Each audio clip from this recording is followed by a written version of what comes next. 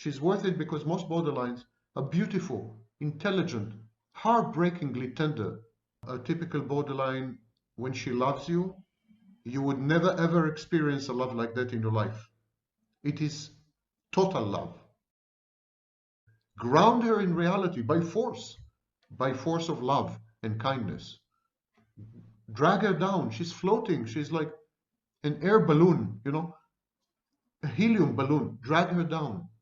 Ground her, moor her in a good way. Tie her to your wrist. Keep her with you. She's worth it. She's worth it because most borderlines are beautiful, intelligent, heartbreakingly tender women. She's worth the investment and the effort if you're up to it. Being with a borderline is a prolonged fight on multiple fronts, every possible front, actually. Now, some intimate partners, some men, because I'm using the example of a woman with borderline, some men find it worthwhile because the borderlines have gifts to give, which very few women do. The typical borderline maintains her childlike pureness and goodness. A typical borderline, when she loves you, you would never ever experience a love like that in your life. It is total love. She is immersed in you. It's not like the codependent. Codependent depends on you. So in the codependent, there's a strong transactional element. The borderline loves you essentially unconditionally, like I would say a mother does. But she loves you as a woman, not as a mother.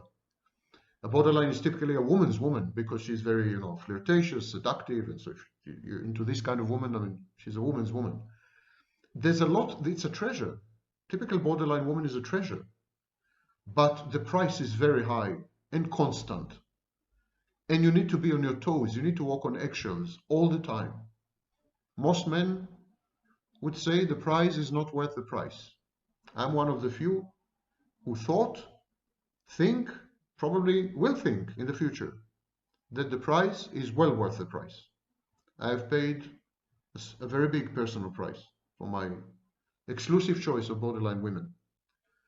But whatever price I had received made all the prices I've paid well worth it. Not your cup of tea. Go away. Don't even start.